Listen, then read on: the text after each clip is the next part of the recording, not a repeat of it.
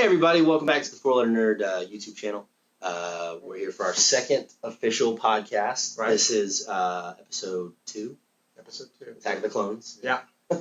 And we're going to be talking about some different stuff today. Let's go ahead and start off, last night's episode of Game of Thrones.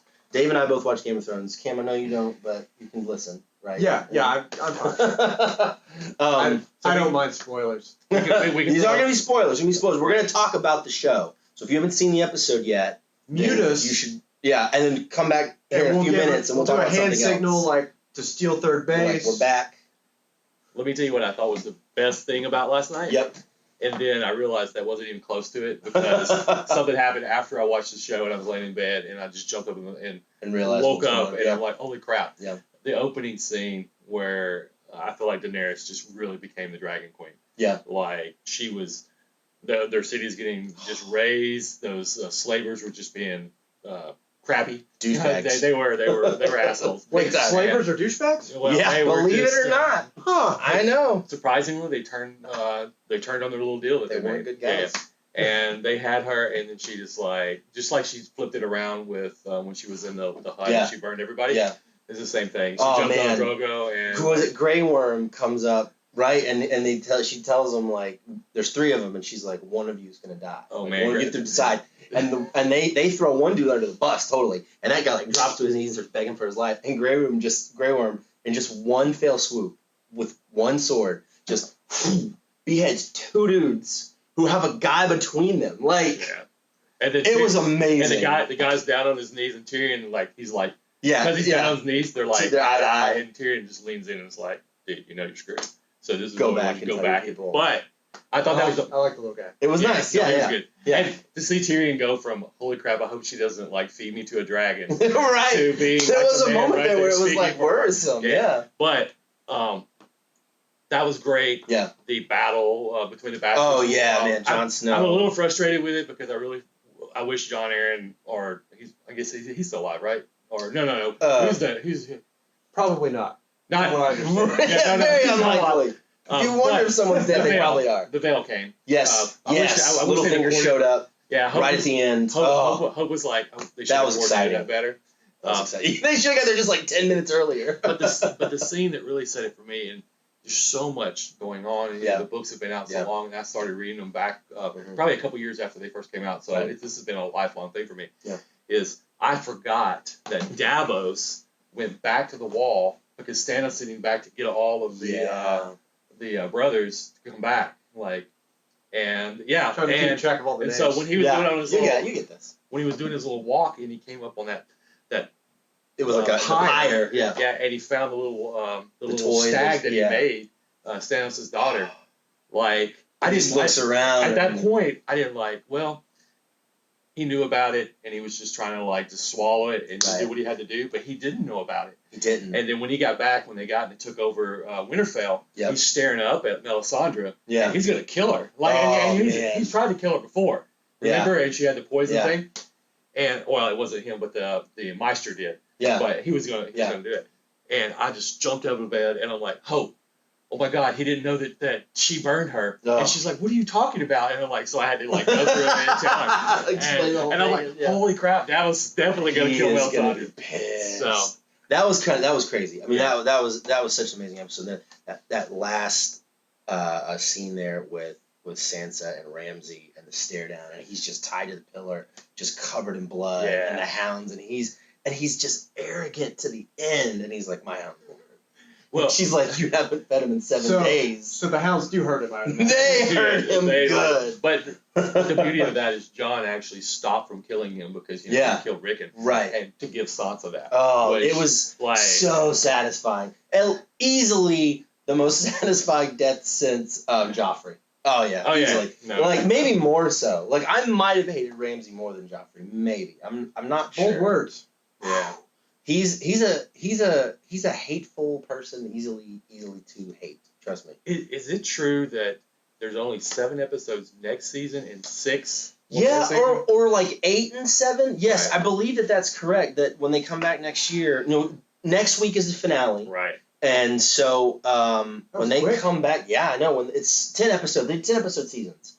But you know what's interesting is I think in past seasons they've always had a break week, Right. and this time they didn't do that. They just went straight through.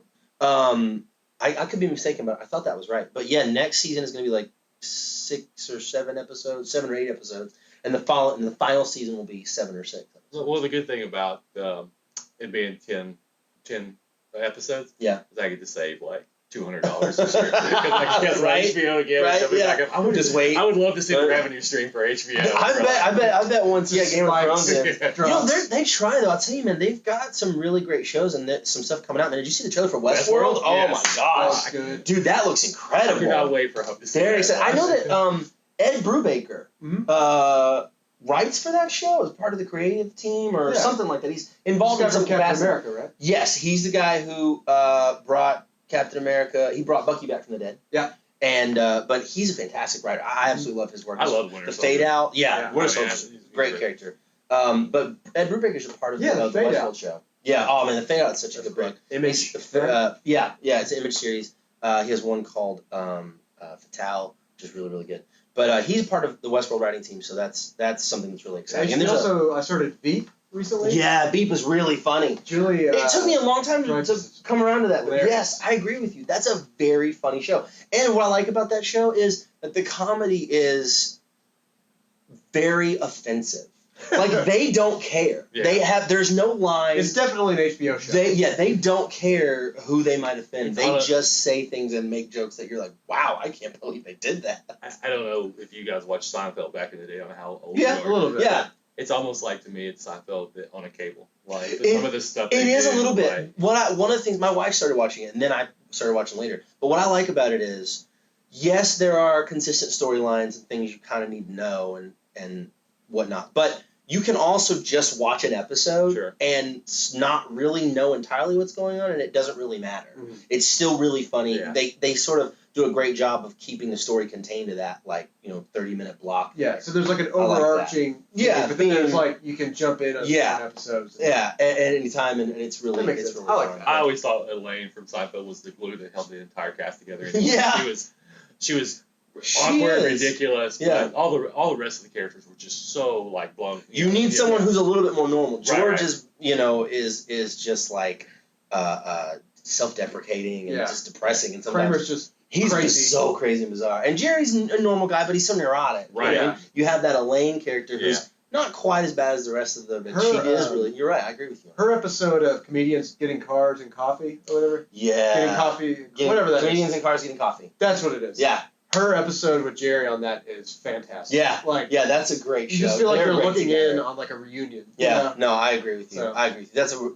That's a great show. Have you seen Comedians in Cars Getting Coffee, Dave? I haven't. If you get a chance, you should watch it. It's Jerry Seinfeld, and he gets in a different car each episode, and he goes and gets coffee and hangs out with like a comedian.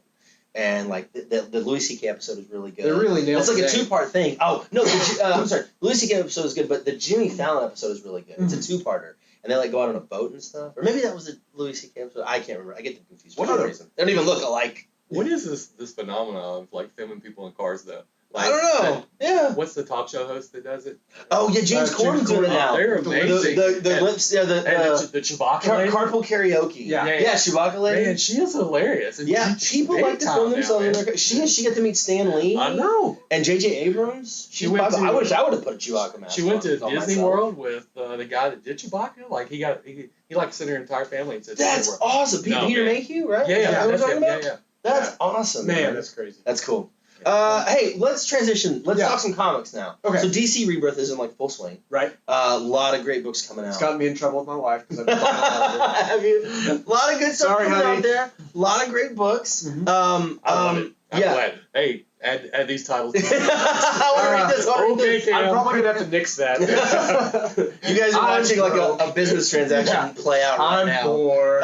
We can put it on Lelway. I'll let you read. You can pay like a little bit each time. Yeah, good deal. I know for our family, man, like my son loved Flash #1, and I also loved it. I thought it was a Sure. great book, and he's really excited about Titans and Teen Titans and some of those. They've graduated now, right? Yeah, there's two. There's still Teen Titans, but there's also Titans. There's like it's like a rotating. Is Teen Titans gonna be Batman's son? And I think that's right. Yes, I think that's correct. That's Do you have a favorite one that you've read so far? I've actually, surprisingly, I've loved the Superman and Action Comics because it's so hard to find a good Superman story anymore. Because it's like everything they have is just like, hey, here's another guy from Krypton that has the same powers, and it's just like, and it's, I don't know. I thought they've done a tremendous job. Yeah. I've been a little confused. Dave's helped me out with some of the backstory on there because there's like a dead Clark and a new Clark, and there's like 3 different Supermans running around or something, but I have no idea what the Clark is. It's fantastic. Like, I know everything else, where the Lois and Clark Unlimited series. The third Clark. Yeah, where I know the backstory of that, and then he's got a super son, which was really amazing. Did you read where he accidentally killed the family dog or whatever? Yeah, or the cat.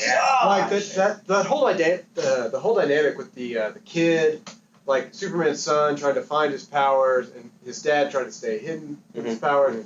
It's just a very interesting thing that I haven't read in a lot of Superman stories, and it makes for a very interesting Superman story. Yeah. So, that's one that I probably actually will add to my pool because I just love that Superman's getting a good story again. It's just so hard to find a good one. And the old Superman had relationships, Lois Lane and everything, but now he's actually married to this version of Lois Lane and he has a child, and so he has to balance that work. Family life balance thing. That whole dynamic just makes it super interesting. Yeah. Superman is such a perfect character that I can see how it would be really tough to write him. Because it's like he literally can do everything. Yeah. He's invulnerable. Well, he's got... What do you do, He's got some kind of ailment or something. He doesn't... I remember in a couple of issues, he lost some of his power as he was trying to, exert himself. And so there's something going on where he's not all powerful. Yeah. He's still up there. Yeah. So... I liked the Flash #1. Right. That was a really good one. I've heard a lot of good things about Green Arrow #1. It was good. We have a review of that on our website, Full Letter Nerd. And Batman #1, right? I read that one. I read that one. It was pretty cool. I liked the Batman. Yeah. What did you think about Batman? Yeah, it was actually a really good story. It's interesting to get away from the kind of Snyder Batman because he had it for 52 issues or something. Yeah. And I liked his runs. He had some good stuff, but it was good. I mean, it wasn't as fantastical as some of Snyder's stories. They didn't have a little more sort of zeroed in, down to earth. Yeah, if you will. Yeah, kind of, and they kind of show his weakness to do certain things and his willingness to sacrifice himself. To save people, which I'm not going to spoil it for you guys, but it's interesting. And they set up spoil everything else. Yeah, that's true. We did the Superman. Dumbledore dies in #6. By the way, I agree with you, and it really showed how smart he actually was. Like he could think immediately, and he had Alfred in the calm, and they were working through these problems. Yeah, and it's very technical. And I'm like, I need to know how fast I'm going. How tall this building is, the width of this plane.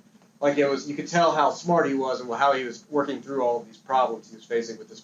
Basically, an airliner was going down, and he had to figure out how to save it. Yeah, and because he can't just catch it like Superman. He doesn't have that ability. It made me looking at every panel. How's he going to get out of this? Just turning the pages. So it was very well done. Definitely a page turner. Right. Yeah. So it was good. Tom King seems like he knows what he's doing with the story. Yeah, Tom King's a really good writer. Did Vision, right? For Marvel, is that right? I think so. That is a crazy book. Right, I've heard. I read the first few issues, and I've heard a lot of people say just incredible things about it. It's one of the best sci-fi books. The last issue had a huge cliffhanger. Really? Oh man, it was what's gonna happen now? Kind of thing. That's exciting. But he's a good writer. I will say Rebirth is kind of confusing because it goes back to the Flashpoint. Yeah, it does. That was kind of one of my qualms with it. It goes so far back that they are good jumping on points because they are #1s and they're new stories. But or 953s or whatever. It does touch right, yeah. But it does touch back on a lot of stuff that it's kind of like I don't think it's quite as accessible for new readers as some people think it is. I mean, you have to read it with a grain of salt. I didn't read a lot of the New 52 Superman, which is basically that whole Superman and Lois thing leads right into the Superman book. Yeah. And so, I have to shoot Dave a message, be like, hey, what's going on right here? Because I don't really understand. And then, it's like any book, though. I mean, pretty much anything you read, there's going to be backstory that you don't have unless it's just a brand new story. Yeah, that's a good point. I think a lot of people are getting a little bit hung up that they think it's absolutely 100% a reboot, and it's not. Right. Like Secret Wars was. There's a handful of people. It's a soft reboot. It is. And I think they wrote an article about saying that the heroes and all the people that are now in the books have to deal with the fact that they lost 10 years and like someone's messing with them and they're going to figure out that mystery plus rebuild relationships and stuff. Right. And I really think that, it got really, really dark and people are like, oh, this is depressing. I don't read this comic. And now they're like, let's tell some better stories. Let's put a little bit more hope in it. Let's build these relationships that we struggled so hard to build over the years. The same thing they're doing with the DC universe, with bringing Jeff Johns in to kind of try to... You mean the cinematic universe? Yeah, cinematic universe. Yeah. To try and hey, let's see what we can do before this gets out of hand. Sure. Let's try to get ahead of this. Let's get ahead of this mess. Speaking of, when is Suicide Squad coming out? August? I'll say August 14th or something like that. Yeah. I'm excited about that movie. I think that the actors that they've cast are all really great. Yeah. I think that the director is phenomenal. It's the guy that directed the Brad Pitt World War II movie. Oh, Fury. Oh dude, man, that's a great End movie. of Watch. Oh, the guy knows action. He knows tenseness. He knows how to do tense, suspenseful action. Fury is one of the most I feel like movies, Suicide Squad movies I've seen. So it's a phenomenal film. I feel like that Suicide Squad. I've heard a lot of people making jokes and hot topic Joker kind of thing, but. Jared Leto is a really good actor. Yeah, he doesn't have an Academy. He has an Academy Award, right? He doesn't have that. No, I think he does from. Was Dallas Buyers Club? I'm like, look, the guy's clearly a good actor. Yeah. Sure. And so I think that whatever he's done with the character, I'm sure once we see it on screen, it'll make more sense. He's got a tall order too. Everybody's going to be thinking about Heath Ledger's Joker. That was such. amazing. No one believes easily it the best. either. That's true. He just showed up. Yeah, at first everybody was like, "Who? That guy? No." Hey, a Knight's Tale guy? I knew after the 15th viewing of A Knight's Tale that he was going to. That movie is amazing. A Knight's Tale is. I actually really I love A Knight's Tale. Oh my gosh. That It's a movie is so guilty pleasure. great. That's such a great movie. There's so many good actors in that movie. It's just funny and awesome. It's a great movie. I liked him in 10 Things I Hate About You. I'm not even ashamed. Yeah. When he sings to her, Oh my God, on the bleachers. My oldest daughter loves that. Love so it. much. Love it. I totally love that. Both of my daughters do. I guess that's just that girl thinks so. That's awesome. And a Dave thing. And a Dave. Don't like Dave it. I like it too. Yeah. He likes that movie. I love Heath Ledger. Heath Ledger's a great actor. He really was. Before we go, any new comic books coming out this week, or anything other than DC Rebirth that you were excited about this past week? This past week, Han Solo #1 came out by Marjorie Liu, and that was fantastic. Yeah, they captured. You could hear that kind of young Harrison Ford swagger in every line that he delivered. Man, I am sad. Awesome. It was fun. That is not like the Darth Vader replacement, because I would love to have Han Solo be an. I mean, I agree with you. It was amazing. Yeah, it was great. And I could read. Even if they just did 24 issues, that would be fine. And they pick somebody else to do it. Yeah. I'd set up for 24 issues of Chewbacca, too. Just something to... I love the Chewbacca series. I really loved that. Jerry Dugan, man, he's a great writer, and I loved that series. Yeah, Phil Noto's art was... Is the Han Solo series a limited, or is it ongoing? I thought it was ongoing. Oh, my God, is it? I don't know. I'll have to look into it now. This is embarrassing. Right, yeah, we need to find out. I really thought it was a 5-issue limited series. If it is, that's awesome. So all you Darth Vader subscribers, we're just switching over. Right, move over to Han Solo. You need to, because the art in it was great. I mean, they caught the facial expressions. Yeah. They also had the most recent Star Wars book. They also focused on Obi-Wan Kenobi again. They did that in the past. I think it was issue 7. Mm-hmm. But the art was just unbelievable. It was awesome. Photorealistic in certain certain panels. You're just like, is this a photograph? What is going on here? I don't remember the guy who wrote who did the art on it, but it was really good. That's awesome. Well, hey, thank you guys so much for joining us. We appreciate it, and we'll be back again next week or the week after, whenever we feel like it. You guys have a great week. Subscribe to the channel. Check us out at ForlandNerd.com. Thanks so much. Bye-bye.